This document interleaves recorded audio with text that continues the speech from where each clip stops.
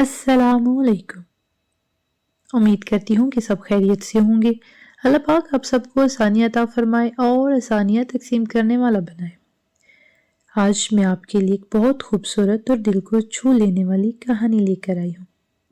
नाम है इश्कम और इसे तहरीर किया है आयश ने। ये कहानी है मोहब्बत, सब्र और खामोश एहसासात की, जहाँ इश्क सिर्फ लफ्ज़ नहीं बल्कि गहरा एहसास बनकर दिल में उतरता है। तो आइए इस सफ़र इश्क को मिलकर सुनते हैं और जज्बात की इस दुनिया में खो जाते हैं। बुसीता सी किताब में लिखे इस शेर पे इसने आहिस्ता से उंगली फेरी और ज़ेरे लब धुराया। किताब बंद करके तकिए के नीचे रखी और लैंप ऑफ करके लेट गई। इसने देखा कि वो भाग रही थी। इसके पीछे कोई नहीं, मगर वो मुसलसल दौड़ती जा रही थी। इसके कपड़ों के फड़फड़ाने की आवाज़ इसके कानों में आ रही थी। इसकी कोई मंजिल नहीं थी, दूर दूर तक बस ज़मीन थी। वो पसीने में शराबूर होकर एक जगह मुंह के बल गिर जाती है। सर उठाने से पहले पानी का शोर इसके कानों से टकराया था। वो हड़बड़ाकर उठ बैठी। अंधेरे में पलकें चिपकाते इसने देखने की कोशिश की। वो बहुत खौफजदा थी। ऐसे ख्वाब इसे बचपन में आया करते थे। फिर माँ इसे दम करवाती तो सिलसिला रुक जाता, मगर हर दफ़ा वो एक ही ख्वाब देखती, कभी आगे नहीं बढ़ी थी। इसने दुपट्टे से माथा पूंछते पानी का गिलास उठाया और एक ही सांस में पी गई और फिर कलमे का विर्द करती नींद की वादियों में उतर गई।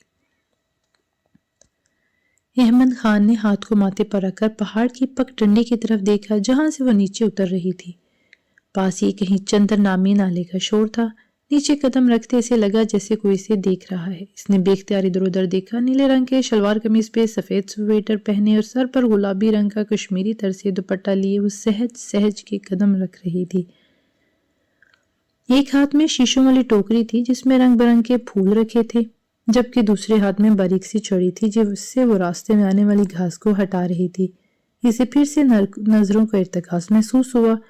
नीचे पहुंचने ही वाली थी कि पांव फिसला और वो जमीन बोस हो गई। अम्मा, वो चिल्लाई और फिर कपड़े झाड़ती खड़ी हुई। हाँ, तुम आज फिर गिर गया। अहमद खान पेट पर हाथ रख के हंस रहा था। वो जो जमीन से फूल उठा के टोकरी में रख रही थी हाथ रोक के खफीसी से घूरने लगी तो अहमद खान की हंसी को ब्रेक लगा।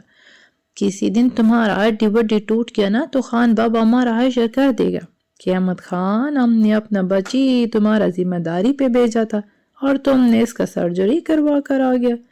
आंखों में शरारत लिए वो बज़ाहिर संजीदगी से बोला, नहीं टूटेगा हमारा हड्डी वड्डी, तुम फिक्र ना करो अहमद खाना।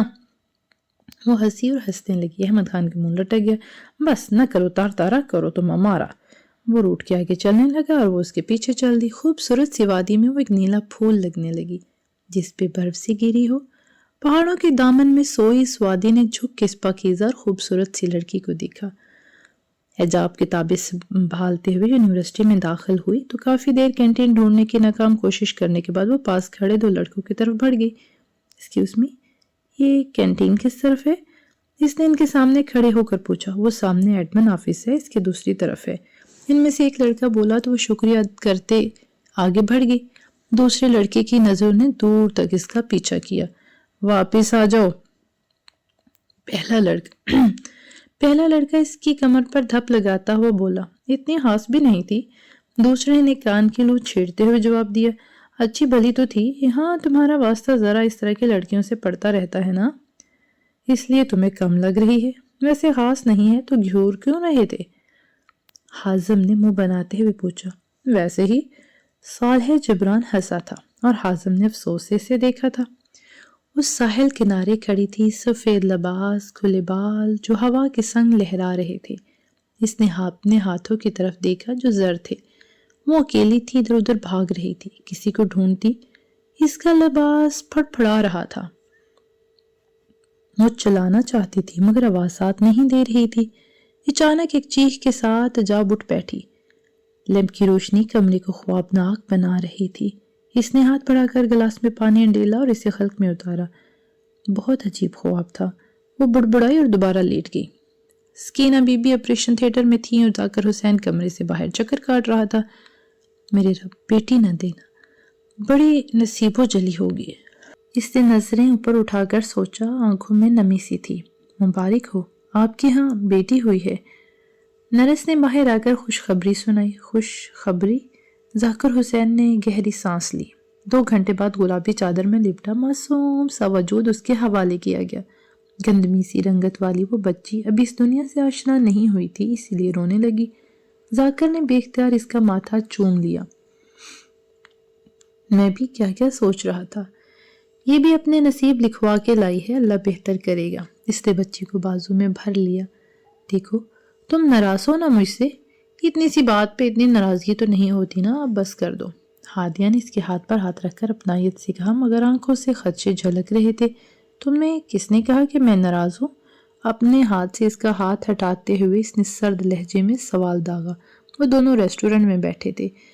ناراض نہیں تو جواب کیوں نہیں دیتے؟ وہ دھیمے لہجے میں بولی۔ کیونکہ میں تنگ آ گیا ہوں تم سے۔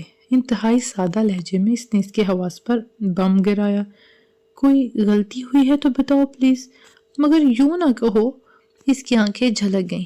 او پلیز، یہ ایموشنل ڈرامہ میرے ساتھ مت کرنا۔ تم سے پہلے بھی 4 لڑکیاں یہ کر چکی ہیں۔ اگر تمہیں لگتا ہے کہ تم مختلف ہو تو یہ تمہاری بھول ہے۔ وہ کھڑا ہو گیا۔ اس کے لہجے میں کڑواہٹ اور اجنبیت تھی۔ مطلب کیا ہے تمہارا؟ تم نے مجھے کوئی کھیلنے والی چیز سمجھ رکھا ہے؟ آئے، لطف اٹھایا اور چلتے بنے۔ اپنی نسوانیت کی تذلیل پہ وہ کھڑی ہو کر چلائی۔ ہاں اچھا، یہ عمدہ خیال پہلے کیوں نہیں آیا؟ وہ ایک ابرو اٹھا کے استفسار کرنے لگا۔ ہادیہ کے آنسو بھرنے لگے۔ اتنی نیک پروین تھی تو اتنا لمبا عرصہ کیسے گزار لیا میرے ساتھ؟ بھلا اسی میں ہے کہ اپنا اور میرا تماشا نہ بنواؤ، دوبارہ مجھ سے رابطے کی کوشش نہ کرنا۔ وہ سختی سے کہہ کر میزے اپنا چشمہ اٹھاتا چلا گیا اور ہادیہ سر پکڑ کر کرسی پر بیٹھ گئی۔ مار کا سارے انجام دے آئے؟ وہ کار میں آ کر بیٹھا ہی تھا کہ حازم بول پڑا، ہاں مگر یہ والا تھوڑا مشکل تھا، بڑا رو رہی تھی۔ کل تو میرے گھر آ گئی، مشکل سے سمجھا کے بھیجا تھا، آج دی اینڈ کر دیا میں نے۔ صالح جبران کے لہجے سے غرور اور امارت ٹپک رہی تھی۔ تجھے ڈر نہیں لگتا؟ حازم نے دھیمے اور ناراض سے لہجے میں پوچھا۔ کس بات سے؟ صالح نے حیرت سے اس کی طرف دیکھا۔ کسی روز یہ ساری لڑکیاں اکٹھی ہو کر تیری جان کو آ گئیں تو؟ حازم کے دل کی بات زبان پر آ گئی۔ تب کی تب دیکھی جائے گی، اب اس لمحے کا مزہ لینے دے، اور ایسا کچھ نہیں ہونے لگا۔ صالح نے سر پیچھے سیٹ پر لگا دیا اور مزید بھاشن نہ دینا آنکھیں بند کرتے ہی وارن کیا تو حازم نے تعصب سے سر ہلا دیا۔ وہ کلاس میں داخل ہونے لگی تو سامنے کھڑے بڑے سے وجود سے ٹکرا گئی۔ اس کی خوشبو اعجاب کی سانسوں میں اتر گئی۔ وہ بے اختیار پیچھے ہٹی، نظر اٹھا کے اوپر دیکھا۔ سفید شرٹ اور بلو جینز پہنے، بازو فولڈ کیے، وہ لڑکا اپنی کشش سے بھرپور چھا جانے والی کالی آنکھوں سے اسے دیکھ رہا تھا۔ پیشانی پہ تھوڑے سے بال بکھرے تھے۔ آئی ایم سوری، وہ میرا دھیان کسی اور طرف تھا۔ وہ شرمندگی سے نظریں جھکاتے ہوئے بولی، دھیان رکھا کریں، جس طرف قدم ہو نظریں بھی اسی طرف ہی ہونی چاہیے۔ مقابل نے ذرا سا آگے جھک کر کہا۔ وہ مارے حجالت کے وہیں کھڑی انگلیاں مروڑنے لگی۔ مجھے صالح جبران کہتے ہیں۔ چلو جی، ٹکرائی بھی تو کس سے؟ آپ کا سینئر ہوں۔ اس نے مختصر لفظوں میں اپنا تعارف کروایا۔ اور آپ؟ ادھر سے خاموشی پا کے سوال پوچھا تو اعجاب نظریں چراتی اس کے سائڈ سے ہو کر کلاس میں چلی گئی اور صالح جبران نے لب بھینچ لیے۔ بیٹا اتنی دیر کر دی؟ جب گھر میں داخل ہی ہوئی تھی کہ میں نے پوچھ لیا۔ اماں سانس تو لینے دیا کریں، آتے ہی شروع ہو جاتی ہیں۔ امنا بے غصے سے زمین پر پٹک کے چلائی۔ حجاب، یہ کون سا طریقہ ہے بات کرنے کا؟ ماں ہے وہ تمہاری؟ ربیہ نے کمرے سے نکل کے جھاڑ پھیلا دی۔ میں تو ایسے ہی بولتی ہوں آپا، نہیں پسند تو بات نہ کیا کریں تم لوگ۔ یہ کہتی وہ کمرے میں چلی گئی۔ اماں منہ پر ہاتھ کپڑا رکھ کر رونے لگی تھی۔ اماں، آپ کو پتہ تو ہے اس کا، پھر دل پہ کیوں نہیں لیتی ہیں؟ ربیہ اماں کے کندھے پہ ہاتھ رکھتے ہوئے بولی، نہیں وہ ٹھیک کرتی ہے، میں اسی قابل ہوں۔ اماں سسکی لے کر بولی، اماں آپ چاہتی ہے کہ میں ناراض ہو جاؤں؟ وہ خفگی سے بولی تو اماں نے بے اختیار اس کی پیشانی چوم لی۔ سرخ اور سفید امتزاج کے کپڑے پہنے وہ لڑکی اس ندی کے پاس سے گزر رہی تھی جو چندر کے نام سے مشہور تھا۔ یہ یہاں کی نہیں لگتی تھی مگر بہت خوبصورت تھی۔ اس کے لمبے بالوں کے سرے دوپٹے میں سے جھانک رہے تھے۔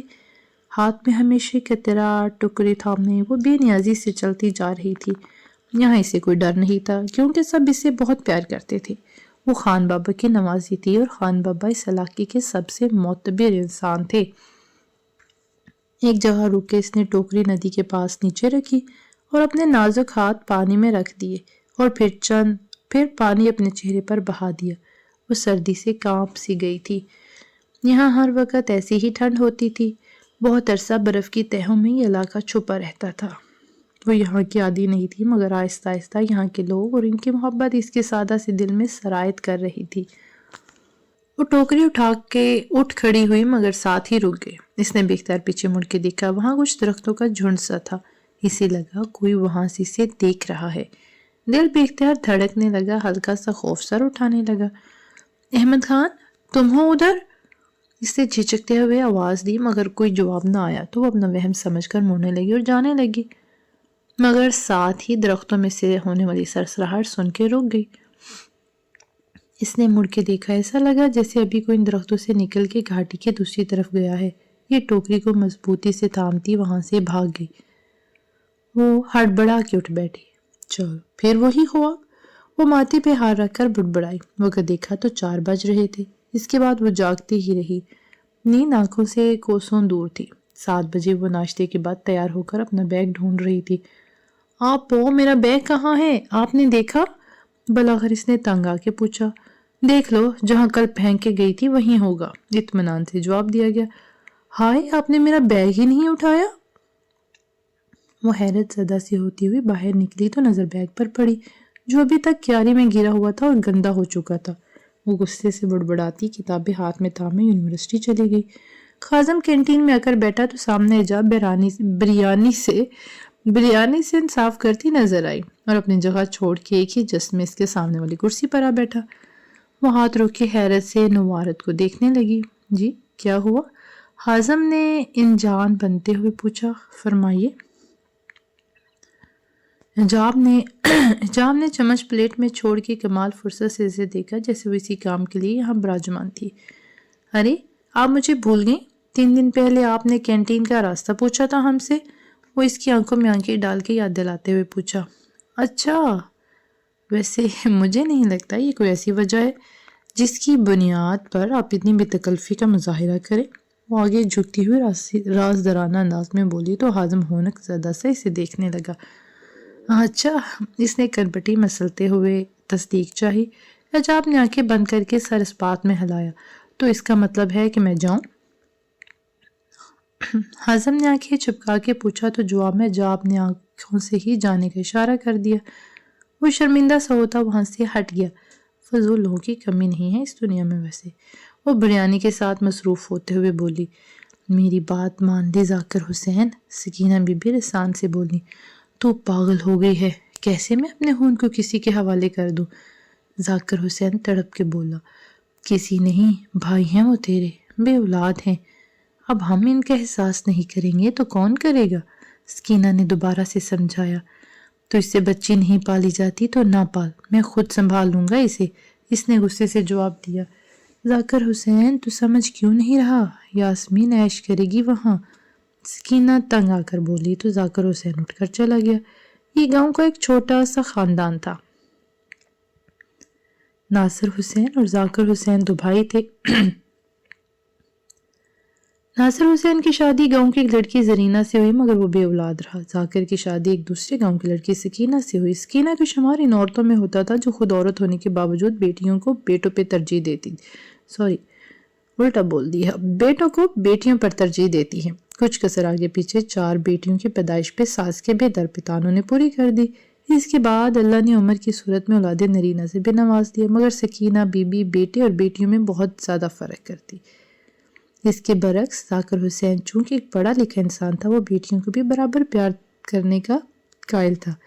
اب یاسمین کی پیدائش پہ جہاں اس ساس نے ناک منہ چڑھایا وہاں سکینہ بھی ناخوش تھی۔ کوئی ماں ایک بچے کو 9 ماہ اپنے کوکھ میں رکھنے کے بعد اس سے خود سے دور نہیں کرتی، مگر ذاکر کی ماں نے آئے روز بچی کو بددعائیں دینے کا سلسلہ شروع کر دیا۔ ذاکر اپنی بیوہ ماں سے الگ بھی نہیں ہو سکتا تھا۔ پہلے بھائی بڑے پہلے سے الگ حویلی لے چکے تھے کیونکہ ان کی کاروباری حالت بہت اچھی تھی، تو تنگ آ کر سکینہ نے بچی بڑے بھائی کے حوالے کرنے کا مشورہ دیا اور ذاکر حسین کو منانے لگی۔ بہت اصرار کے بعد ذاکر نے بھی حامی بھر لی اور 3 ماہ کی یاسمین زرینہ بی کی پرشفقت آغوش میں آ گئی۔ پورے کمرے میں سگریٹ کی بو پھیلی ہوئی تھی۔ بیڈ کے علاوہ ہر چیز بہت نفاست اور ترتیب سے رکھی ہوئی تھی۔ ایک طرف دیوار پہ جنگل اور جنگلی جانوروں کی تصویریں لگی ہوئی تھی تو فرش پہ قالین بچھا تھا۔ وہ لیپ ٹاپ گود میں رکھے صوفے پہ بیٹھا تھا۔ اس بکھرے حلیے میں بھی وہ انتہائی دلکش نظر آ رہا تھا۔ یہ دلکشی اس نے اپنی ماں سے چرائی تھی۔ گڑیا اپنا خیال رکھ رہی ہو نا؟ وہ سگریٹ کی کش لیتا اپنی بہن سے مخاطب تھا جس کا چہرہ لیپ ٹاپ کی اسکرین پر نظر آ رہا تھا۔ جی بھائی، آپ کو پتہ ہے یہاں اتنے بڑے بڑے مور ہیں ہاسپٹل کے پیچھے، اور میری اتنی ساری فرینڈز بھی بن گئی ہیں۔ وہ 15 سال کی انتہائی معصوم اور خوبصورت لڑکی تھی جو اسے جوش سے اپنے نئے ہاسٹل کے قصے سنا رہی تھی۔ وردہ میری جان، دھیان رکھنا اور صرف اچھی لڑکیوں کو ہی دوست بنانا، اوکے؟ وہ تھوڑا آگے جھکے پیار سے پچکارتے ہوئے بولا۔ صالح بھائی، یہاں سب بہت اچھی ہیں، آپ یہ بتائیں آپ کب آئیں گے مجھ سے ملنے؟ بس گڑیا 1 مہینے تک میں آپ کو لینے آ جاؤں گا، اس نے یہ کہا اور الوداعی کلمات کہہ کر لیپ ٹاپ بند کر دیا۔ رات کو کھانا کھانے کے بعد سب برآمدے میں خوش گپیوں میں مصروف تھے تو ایجاب کی بڑی 2 شادی شدہ بہنیں امارہ اور ہینا بھی آئی ہوئی تھی۔ یونیورسٹی سے 3 چھٹیاں ملی تھی۔ میں سوچ رہی ہوں وہاں چلی جاؤں، ایجاب نے کسی کو مخاطب کیے بغیر کہا۔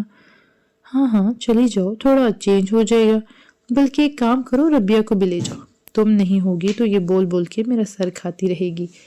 اقصیٰ نے آم کاٹتے ہوئے جواب دیا۔ نہیں، میں اکیلی جاؤں گی۔ ربیہ سے پہلے ایجاب نے جواب دیا۔ ہائے ہائے ایجاب، وہاں اکیلی کیسے رہے گی؟ اماں نے خدشہ ظاہر کیا۔ آپ کو پریشان ہونے کی ضرورت نہیں، میں بچی نہیں ہوں، اس نے تلخ لہجے میں جواب دیا تو اماں خاموش ہو گئی۔ اماں، میں اس کے ساتھ نہیں جاؤں گی، وہاں بجلی بھی نہیں ہوتی۔ ربیہ نے فوراً انکار کر دیا۔ بیٹا تم ایجاب کو خود چھوڑ کے آنا، وہاں چودھری صاحب کے گھر، یہ وہیں رہے گی اور اب میں کوئی بحث نہ سنوں۔ اماں سختی سے اپنے بیٹے کو کہہ کر اندر چلی گئی۔ ادھر چودھری شیشے کے سامنے بیٹھی تھی۔ چودھرائن شیشے کے سامنے بیٹھی تھی۔ کھلے لمبے بال ایک شانے پہ ڈالے وہ ان میں کنگھی کر رہی تھی۔ یہاں سے مطمئن ہو کر وہ سامنے پڑی چیزوں میں سے کچھ ڈھونڈنے لگی۔ مطلوبہ چیز وہاں سے اٹھائی تو وہ سرما دانی تھی جو ایک نہایت دلکش سانچے میں ڈلی ہوئی تھی۔ اس نے سرما دونوں آنکھوں میں لگایا تو اس کے ہلکے بھورے رنگ کی بڑی آنکھیں مزید چمکنے لگی۔ کامدار سیاہ جوڑا پہنے وہ بہت معصوم لگ رہی تھی۔ اپنے سراپے کو آئینے میں دیکھتے ہوئے اس کے چہرے پر مسکراہٹ بکھر گئی۔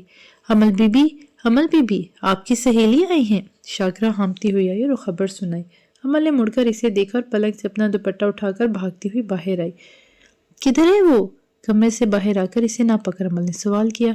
بی بی جی زنان خانے میں بٹھایا ہے، شاکرہ چہکتی ہوئی بولی۔ دماغ خراب ہے تیرا؟ ساری زندگی اس کی یہاں گزری ہے، تو نے اسے مہمانوں کی طرح وہاں بٹھا دیا ہے۔ تجھے تو میں آ کر پوچھتی ہوں۔ نور اسے جھڑکتی ہوئی آگے بڑھی۔ ایجاب، امل نے اسے پکارا تو اس نے سر اٹھا کر دیکھا اور وہ دونوں آگے بڑھ کر گلے لگ گئیں۔ کیوں چلی گئی تھی؟ اتنا عرصہ ملنے بھی نہیں آئی؟ 3 مہینے بخار میں پھنکتی رہی تھی۔ میں تیرے بعد میرا تو سوچ لیتی۔ امل گلے ملتے ہی نم آنکھوں سے شکوہ کرنے لگی۔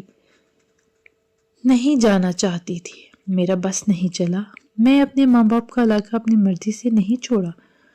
ایجاب بھی سسک اٹھی۔ اچھا چل کمرے میں، وہاں ساری باتیں کریں گے۔ نور اس کا ہاتھ تھامتی کمرے کی طرف چل دی۔ ذاکر حسین اپنا کنبہ لے کر شہر چلا گیا تھا، وہاں اپنا کاروبار شروع کیا جس میں بڑے بھائی نے بھی مدد کی۔ یاسمین بیمار رہنے لگی تھی۔ 6 ماہ کی بچی جب روتی تو زرینہ مائی تڑپ اٹھتی۔ جگہ جگہ دکھایا مگر کوئی فاقہ نہ ہوا۔ ایک دن رونے لگی۔ ان کا خیال تھا کہ شاید یہ ماں کی جدائی میں بیمار پڑ گئی ہے، اسے واپس چھوڑ آتے ہیں، ایسے تو بچی مر جائے گی۔ ایک دن وہ مجبور ہو کر شوہر سے کہنے لگی۔ سکینہ بی بی کو پتہ چلا تو اس نے کہا کہ ساتھ والے گاؤں کے دربار میں ایک بابا ہوتے ہیں، ادھر لے جاؤ۔ گاؤں کی عورتوں کا ویسے بھی ان باتوں پر اعتقاد ہوتا ہے۔ اگلے ہی دن زرینہ بھی دربار میں موجود تھی۔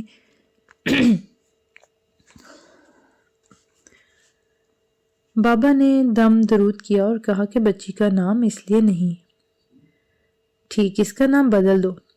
اس کے لیے ٹھیک نہیں، اس کا نام بدل دو۔ یاسمین کا نام بدل گیا۔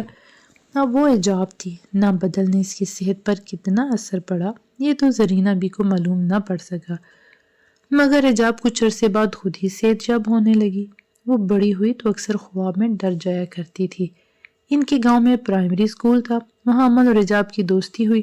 امل گاؤں کے چودھری کی بیٹی تھی اور حجاب سے 2 سال بڑی تھی۔ بعد میں دونوں گھرانوں کے درمیان اچھے مراسم قائم ہو گئے۔ 5ویں کے بعد امل مزید پڑھنا چاہتی تھی، مگر گاؤں سے باہر جا کر پڑھنا اسے ناممکن لگ رہا تھا۔ اس نے حجاب کو پڑھنے کے لیے اکسایا کیونکہ حجاب کے ساتھ اسے اجازت ملنے کا امکان تھا۔ بہت مشکل سے وہ راضی ہوئی کیوں تو وہ گھر سنبھالنے کے خواب سجائے رہتی تھی۔ بالآخر چودھری صاحب راضی ہوئے، مگر اس شرط پہ کہ ناصر حسین خود دونوں بچیوں کو چھوڑنے اور واپس لے آنے کی ذمہ داری لے گا، جسے ناصر حسین نے اپنی چہیتی بیٹی کے لیے قبول کر لیا۔ حجاب میٹرک میں تھی جب ناصر حسین اور زرینہ ماں کا ایک کار ایکسیڈنٹ میں انتقال ہو گیا۔ وہ وقت اس کی زندگی کا سب سے بھیانک عرصہ تھا۔ دن اور رات پہ خودی کے عالم میں گزرتے تھے۔ امل نے بہت سنبھالا۔ حجاب کے اصل ماں باپ اور بہن بھائی 2 ہفتوں سے وہی تھے، مگر سب نے رخصت تو ہونا ہی تھا، اس لیے حجاب کے انکار کے باوجود اسے شہر لے آئے۔ وہ ایک لمبا عرصہ اس گھر میں اجنبی کی طرح رہی، لیکن پھر اپنے بہن بھائی اور باپ کے ساتھ گلنے ملنے لگی۔ صرف ایک ہستی تھی جسے وہ دیکھنے کی بھی روادار نہ تھی، اس کی ماں سکینہ بی بی۔ بہت مشکل سے حجاب نے میٹرک پاس کیا اور پھر سے داخلہ کالج میں لے لیا۔ اسی طرح دوران ذاکر حسین بھی دل کے دورے سے چل بسا۔ اس دن وہ بالکل ساکت رہی۔ سکینہ بی بی کا کلیجہ کٹ رہا تھا، مگر آگے بڑھ کر اسے گلے لگانے کی ہمت کہاں سے آتی، اور پھر وقت نے ان کے درمیان عجیب سی سرد مہری کو قائم رکھا۔ اب تقریباً 4 سال کے بعد حجاب واپس گاؤں گئی تھی۔ امل سے مل کر اس نے اپنی حویلی جانے کی اجازت طلب کی۔ ہاں میں بھی چلتی ہوں، شام سے پہلے واپس آ جائیں گے، امل نے اٹھتی ہوئی بولی۔ میں نے آج رات وہیں رکنا ہے، حجاب اپنے ہاتھوں کو دیکھتے ہوئے بولی۔ پر تمہارا بھائی کہہ کر گیا ہے کہ تم یہیں رہنا۔ امل نے اب اس کے ہاتھ پہ اپنے ہاتھ رکھا۔ صرف ایک رات وہاں ماں باپ کی یادوں کے ساتھ گزارنا چاہتی ہوں۔ حجاب کی آنکھوں میں نمی بھرنے لگی۔ امل نے بے بسی سے اسے دیکھا۔ ٹھیک ہے، پر شریف بابا اور زبیدہ کو ساتھ لے جاؤ، برابر والے کمرے میں رک جائیں گے۔ امل نے خود ساتھ جانے کا ذکر نہیں کیا کیونکہ وہ جان گئی تھی کہ حجاب اکیلے میں وقت گزارنا چاہتی ہے۔ گیٹ کھول کے شریف بابا سامان پکڑے اندر داخل ہوئے تو ان کے پیچھے حجاب آئی۔ اس نے سر اٹھا کر اس حویلی کو دیکھا جو فقط ایک عمارت تھی جہاں اس کی زندگی کے خوبصورت لمحات گزرے تھے۔ آنکھیں لبریز ہو گئی تو وہ جلدی سے آگے بڑھ کر ہال میں داخل ہوئی۔ ایک کمرے کا تالا کھول کے دروازہ دکھیلا تو وہ تیز آواز کے ساتھ کھلتا چلا گیا۔ ساتھ ہی ہلکا سا احساس بھی تھا کہ یہاں بہت عرصے سے کوئی نہیں آیا۔ وہ حجاب کے والدین کا کمرہ تھا۔ اندر داخل ہو کے اس نے دروازہ بند کر دیا۔ حجاب نے بیڈ سے چادر کھینچ کر سائڈ پر رکھ دی اور خود اودھنے منہ بیڈ پر لیٹ گئی۔ آنسو آنکھوں کی بار توڑ کر تکیے میں جذب ہونے لگے۔ جانے کس پہر وہ ہڑبڑا کر اٹھ بیٹھی۔ جان کیوں نہیں چھوڑ رہا یہ خواب؟ امل سے کہوں گی کہ مجھے کسی تعبیر بتانے والے کے پاس لے جائے۔ پانی کے گلاس کو منہ لگاتے ہوئے بڑبڑائی۔ صبح وہ پھر بھول گئی۔ دن مزے میں گزرے۔ امل نے سب پرانی سہیلیوں کو بلا لیا تھا، وقت گزرنے کا پتہ ہی نہیں چلا، اور وہ 3 دن بعد افسردہ دل کے ساتھ واپس آ گئی۔ صالح اور حازم کینٹین میں بیٹھے چائے سے لطف اندوز ہو رہے تھے جب حجاب دوستوں کے ساتھ وہاں آئی اور کچھ خرید کے واپس چلی گئی۔ اس کے بارے میں کچھ پتہ ہے؟ صالح نے رخ موڑتے ہوئے حازم سے پوچھا۔ نہیں، مگر نوال سے پوچھا تھا میں نے، کہہ رہی تھی کہ زیادہ بات نہیں کرتی کسی سے۔ حازم نے مصروف انداز میں جواب دیا جیسے سے کوئی دلچسپی نہیں تھی اس سے بات کرنے میں۔ صالح نے کچھ سوچنے والے انداز میں ہنکار بھری۔ اچھی ہے۔ وہ دھیما سا مسکرایا تو حازم کے کان کھڑے ہو گئے۔ لگتا ہے تمہارا دماغ خراب ہے، یوں نہیں کہ عادی لڑکیوں کے ساتھ فلرٹ کر چکے ہو تم، سب جانتے ہیں تمہارے بارے میں، اور تمہیں لگتا ہے کہ وہ پٹے گی تم سے، جو دیکھنے میں ہی بہن جی ٹائپ لگتی ہیں۔ حازم نے کپ سائڈ پر رکھ کر اسے آئینہ دکھایا۔ بدلے میں صالح جبران نے بھی اسے گھوری سے نوازا۔ صالح وہاں سے سیدھا حجاب کے ڈپارٹمنٹ پہنچا جہاں نوال اپنی ایک دوست کے ساتھ بیٹھی تھی۔ وہ ان لڑکیوں میں سے جو عیاشی کرنے کے لیے تعلیمی اداروں کا رخ کرتے ہیں۔ حجاب کی جگہ کون سی ہے؟ صالح نے نظر دوڑاتے ہوئے نوال سے پوچھا۔ سیکنڈ لاسٹ والی۔ ویسے تم دونوں دوستوں کا ٹیسٹ اتنا خراب کیوں ہے؟ اس نے ایک ادا سے بالوں کو انگلیوں پہ گھماتے ہوئے سوال کیا۔ کیا مطلب؟ صالح نے ابرو اٹھا کے پوچھا۔ تمہارا دوست کسی کو لفٹ نہیں دیتا اور تم ایسی لڑکیوں کو ٹریپ کرتے رہتے ہو۔ اس نے حقارت سے اس جگہ کو دیکھا جہاں جاب ابھی وہاں ہی بیٹھی ہو۔ جواب میں صالح نے اسے بس غصے سے دیکھنے پہ اکتفا کیا اور آگے بڑھ کے جاب کی کرسی سے اس کا رجسٹر اٹھا کے چلا گیا۔ امل چودھری نے چہرہ جتنا حسین پایا تھا شاید نصیب کچھ اور ہی لکھوا کے لائی تھی، یہ لوگوں کا کہنا تھا۔ امل بچپن سے اپنا چچا زاد کے ساتھ منسوب تھی۔ میٹرک کے بعد ان کا نکاح کر دینے کا فیصلہ ہوا۔ جس دن نکاح ہونا تھا اس دن وہ لڑکا دشمن کی گولی سے ہلاک ہو گیا۔ امل کے گھر صفے ماتم بچھ گئی، مگر اس کے چہرے پر افسوس تھا، ملال نہیں۔ وہ ان لوگوں میں سے تھی جو کسی بھی موڑ پر اللہ پہ بھروسہ کرنا نہیں چھوڑتے، چاہے جتنی بڑی آزمائش ہو یا بہت کٹھن سزا۔ کچھ عورتوں نے اسے منحوس کہہ دیا۔ یہ بھی انہی سے سننے کو ملا کہ جب رشتہ ہوا تھا تب سے ہی لڑکی کی چال میں لنگڑاہٹ آ گئی تھی۔ چودھری صاحب نے ان کا منہ تو دبدبے کے زور سے بند کروا دیا، مگر اپنی بیٹی کی قسمت لکھنے کا فن وہ جان نہ سکے۔ کچھ عرصے کے بعد امل کا رشتہ ایک اور جگہ طے پایا۔ عین منگنی والے دن لڑکے کو گردن توڑ بخار نے آ لیا۔ جو زبان نے پہلے خاموش کروا دی گئی تھی اب انہیں سنبھالنا مشکل ہو گیا تھا اور منگنی ختم ہو گئی۔ اس واقعے کا عمل پر کچھ نہ کچھ اثر ضرور ہوا۔ وہ پہلے سے زیادہ اپنا وقت نماز اور قرآن کے ساتھ گزارنے لگی۔ چودھرائن نے محسوس کیا کہ وہ خاموش ہوتی جا رہی ہے۔ ان لوگوں کے سامنے نہ صحیح لیکن لوگ عمل کے بارے میں باتیں تو ضرور کرتے تھے اور یہ خبر کسی نہ کسی ذریعے چودھری کو مل جاتی تھی، مگر وہ بے بس تھے۔ لوگوں کو خاموش نہیں کروایا جا سکتا۔ حجاب پور یونیورسٹی سے آئے ابھی 1 گھنٹہ ہی ہوا تھا کہ دروازے پر دستک ہوئی اور حجاب بے نیاز سی اٹھی۔ مسلسل دستک ہو رہی تھی۔ توڑنے کا ارادہ ہے یا پولیس پیچھے لگی ہے؟ وہ زچ ہو کے وہیں سے چلائی، پھر جلدی سے باہر آئی، مبادن دروازہ کوئی توڑ ہی نہ دے۔ سامنے کھڑے نفوس کو دیکھ کر وہیں ساکت ہو گئی۔ وہ صالح تھا۔ وہ آپ کا رجسٹر، یہ یونیورسٹی رہ گیا تھا۔ وہ رجسٹر سامنے کر کے معصومیت سے بولا۔ جب حیرت سے منہ کھولے کبھی اس کو دیکھتی اور کبھی رجسٹر کو۔ آپ کا ہی ہے؟ صالح دوبارہ گویا ہوا۔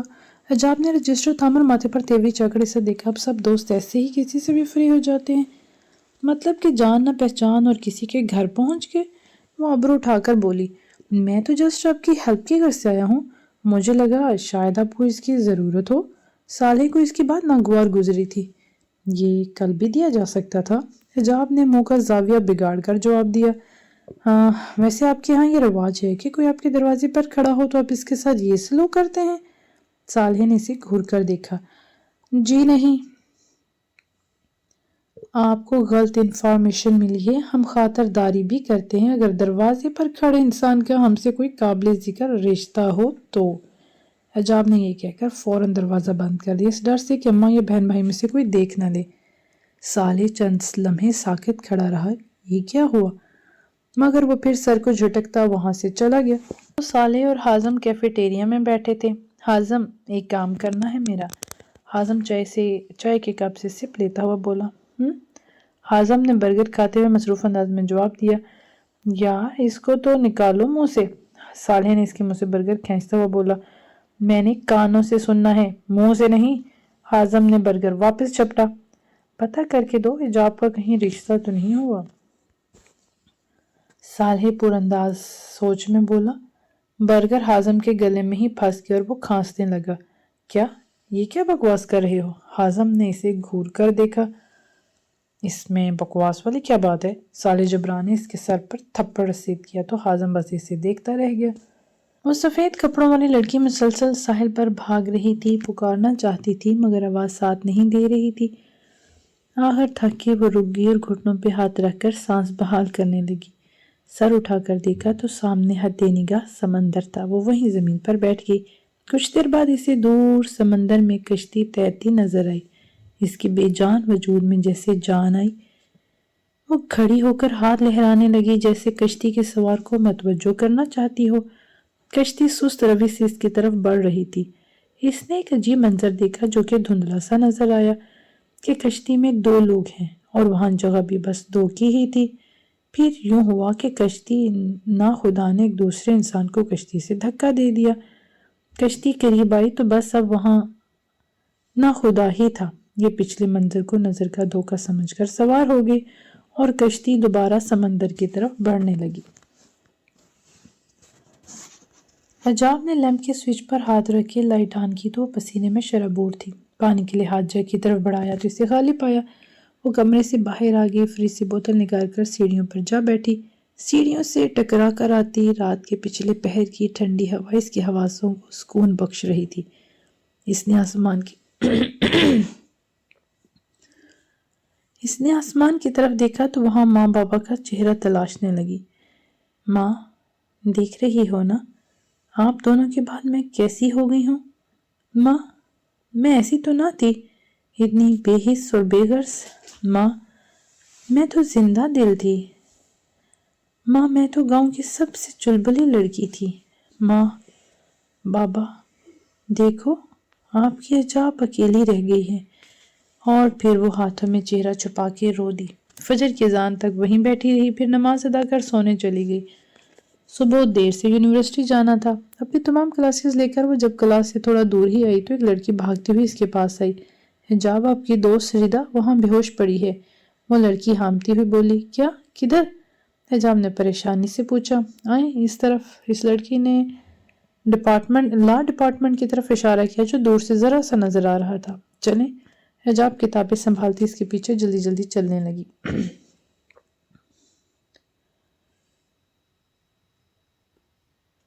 وہ دونوں لا ڈپارٹمنٹ کے پچھلے حصے کی طرف وہاں آئیں تو کوئی نہیں تھا اور بکلاہٹ میں سے یہ بات محسوس ہی نہیں ہوئی کہ پچھلے ہال کے اندر جا کر وہ لڑکی رک گئی۔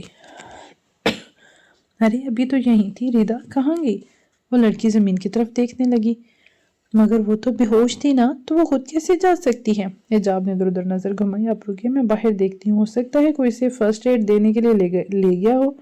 وہ لڑکی کوئی سوچتے ہوئے دروازے کی طرف چل دی۔ حجاب مسلسل پریشانی میں انگلیاں مروڑ رہی تھی کہ دروازہ بند ہونے کی آواز پر ٹھٹکی۔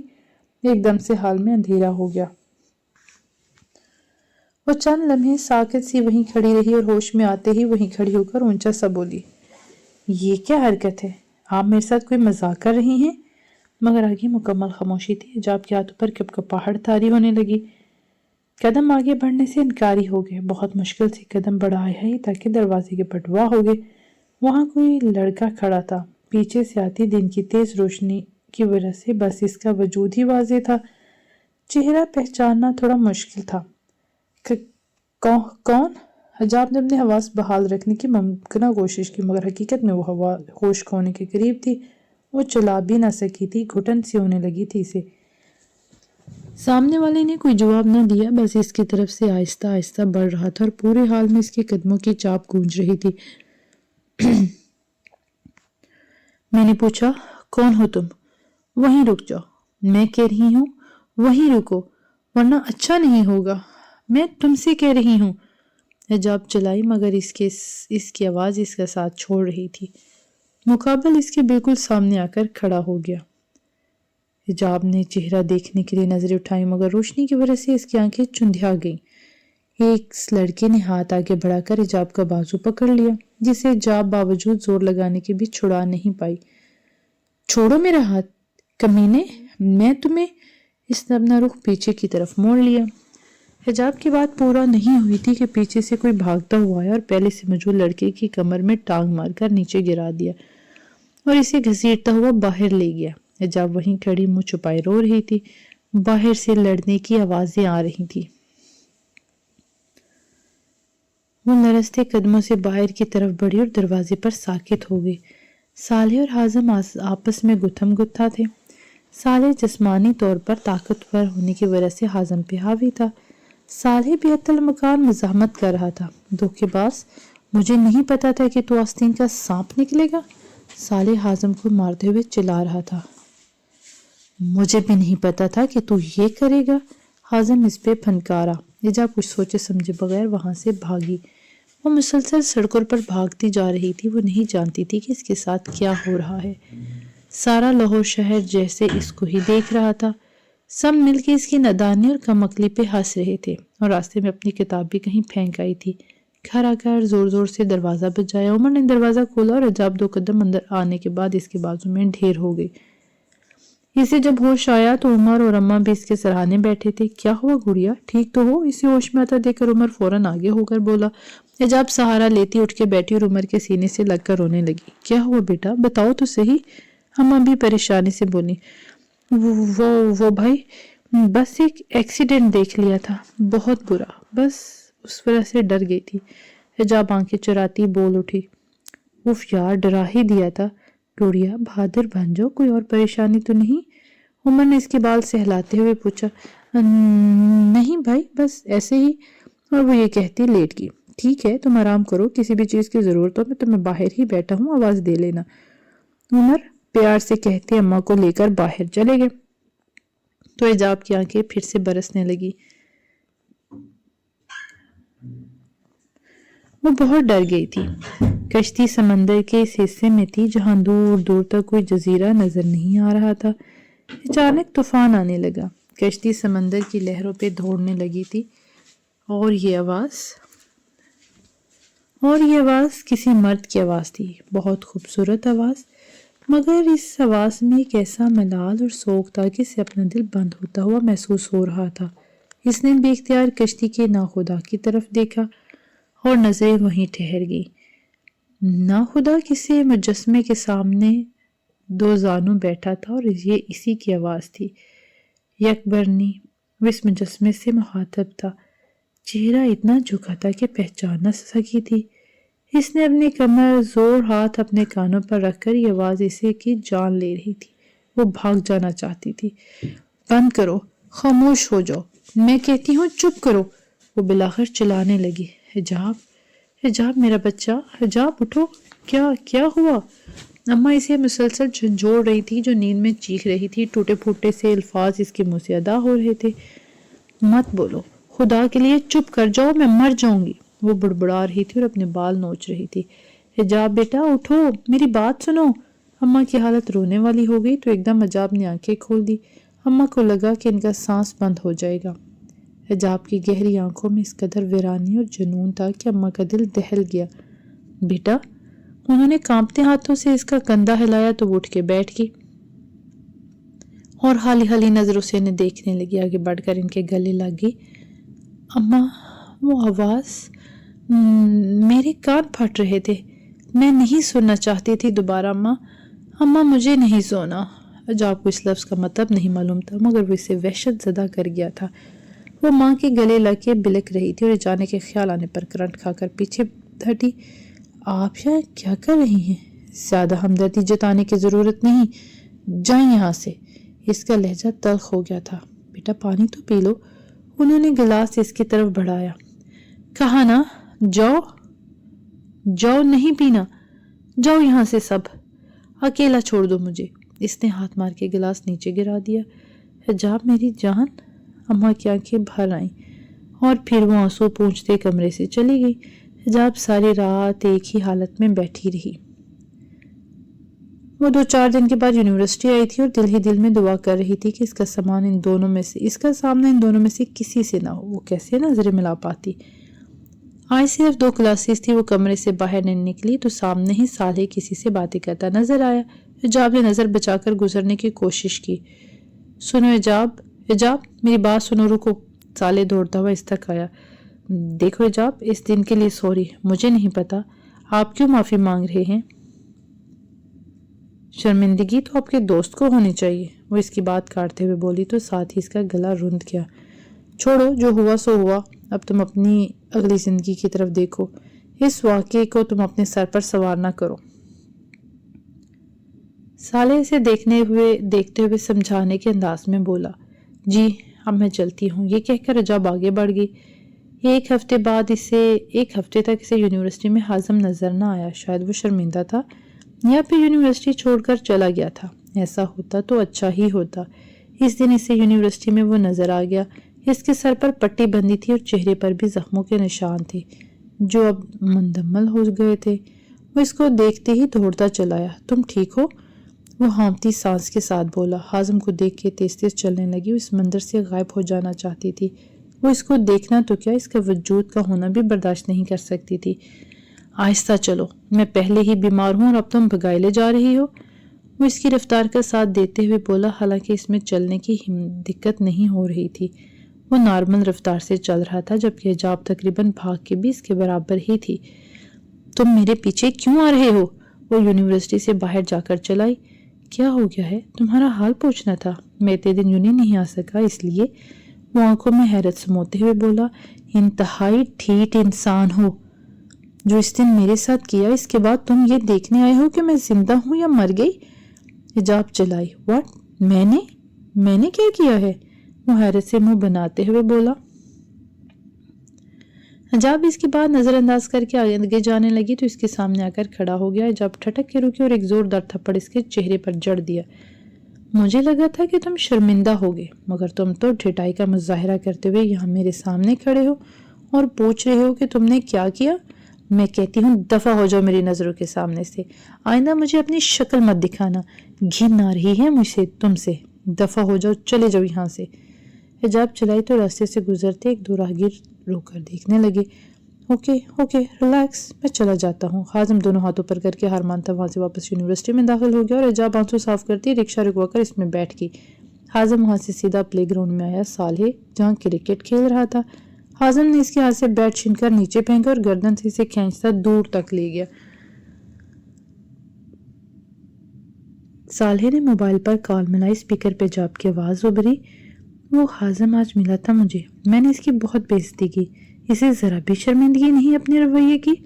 صالح کے کچھ کہنے سے پہلے ہی وہ بول پڑی، ہاں میرے پاس بھی آیا تھا، خیر آپ بھول جائیں اس بات کو۔ صالح مسکرایا،